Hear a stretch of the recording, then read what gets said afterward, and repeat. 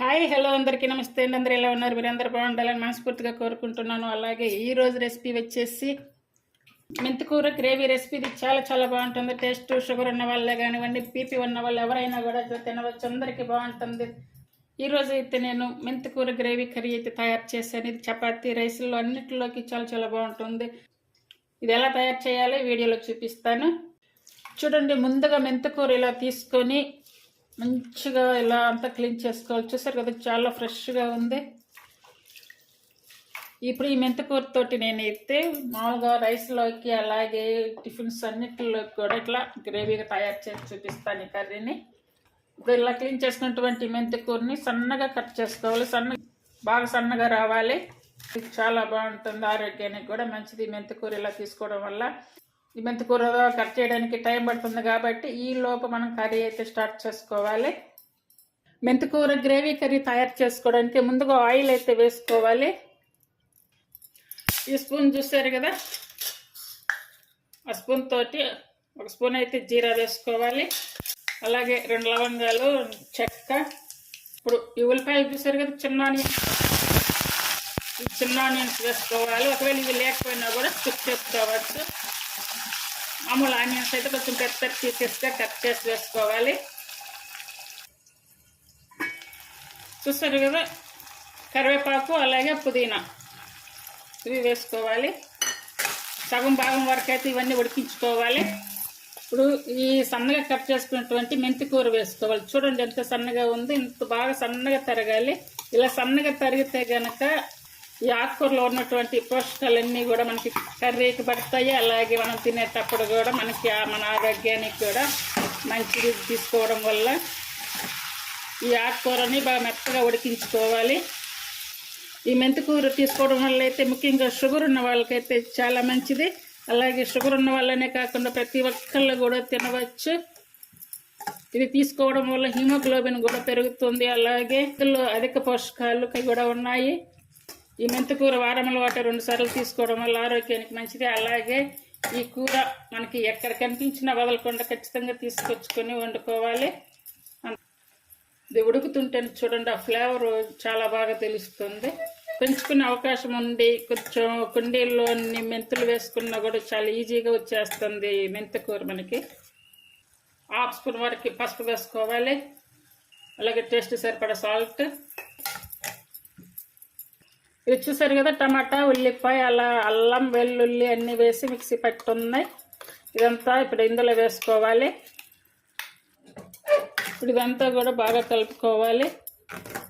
టమాటా, ఉల్లిపాయలు మామూలుగా డైరెక్ట్గా అయినా మిక్సీ పట్టుకోవచ్చు, లేదనుకుంటే కనుక కొంచెం ఉడికించి అలా కూడా మిక్సీ పట్టుకోవచ్చు. మనకి ఎలా చేసుకున్నా కూడా మనకి గ్రేవీ అనేది అయితే మంచిగా రావాలి కర్రీకి. ఇందులో వాటర్ కూడా వేయకుండా నేనైతే ఇలానే కొంచెంసేపు ఉడికిస్తున్నాను. ఇప్పుడైతే ఇది ఒక 5 మినిట్స్ అలా ఉడికించాను. చూడండి, అంటే ఇందులో అల్లం వెల్లుల్లి పేస్ట్ అవి పచ్చి వేసాము కదా, ఆ పచ్చి వాసన పోయే వరకు అయితే ఉడికించుకోవాలి. అలాగే 1/2 స్పూన్ వరకు కారం, 1/2 స్పూన్ జీరా పౌడర్, 1/2 స్పూన్ ధనియాల పౌడర్, 1/2 స్పూన్ వరకు కర్రీ పౌడర్, అలాగే 1/2 స్పూన్ వరకు గరం మసాలా. ఇవన్నీ వేసుకున్నప్పుడు బాగా కలుపుకోవాలి. ఇప్పుడు కొంచెం గట్టిగా వచ్చేసింది కదా కర్రీ. ఈ టైంలో కొంచెం హాట్ వాటర్ అయితే వేసుకోవాలి. ఇందులో కొంచెం సాల్ట్, కారం అయితే పడుతుంది. మళ్ళీ వేసాను, అంటే మెంతికూర కొంచెం చేదుదనం ఉంటుంది కదా, అందువల్ల కొంచెం అయితే వేసాను. సాల్ట్, కారం అనేది మన యొక్క టేస్ట్ని బట్టి తీసుకోవాలి. అలాగే కొంచెం కసూరి మెత్తి వేసుకోవాలి. చూడండి, హాట్ వాటర్ అయితే కొంచెం వేసుకోవాలి, అంటే మరీ ఎక్కువ అవసరం లేదు. ఈ కర్రీ ఇదంతా కూడా ఓన్లీ మిడిల్ ఫ్లేమ్ మీద పెట్టి మాత్రమే చేస్తూ ఉన్నాను. ఇప్పుడు వాటర్ వేసాము కదా, కొంచెం ఆన్ మీద పెట్టేసుకోవాలి. అలాగే ఒక కట్ట మెంతికూరకి 1 కప్ అయితే చిన్న ఆనియన్స్ తీసుకున్నాను. ఒకవేళ చిన్న ఆనియన్స్ లేకపోయినా కూడా పెద్ద ఆనియన్స్ అయినా కూడా 1 కప్ తీసుకోవాలి. ఇప్పుడు నేనైతే దీని కాంబినేషన్గా నాకు వెజ్ రైస్ ఉంది, అలాగే వెజ్ రైస్ అయితే చేస్తున్నాను. అలాగే పరోటాలు.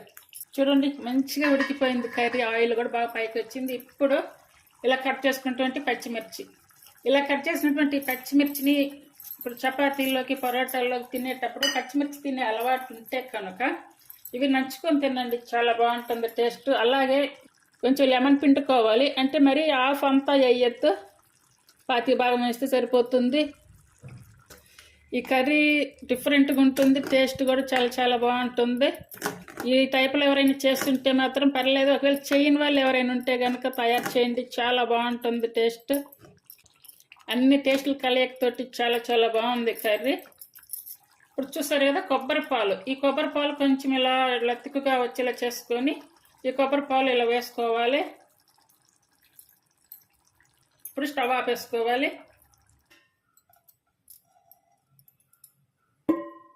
స్టవ్ మీద కడాయి పెట్టుకొని అందులో 1 టేబుల్ స్పూన్ ఆయిల్, అలాగే 1 స్పూన్ నెయ్యి, 2 యాలకులు, అలాగే కొంచెం షాయి జీరా, జీడిపప్పు పలుకులు, సన్నగా కట్ చేసుకున్నటువంటి వెల్లుల్లి, అలాగే సన్నగా కట్ చేసుకున్నటువంటి కరివేపాకు, అలాగే ఉల్లిపాయలు, ఇవన్నీ కూడా స్టెప్ బై స్టెప్ వేసుకోవాలి.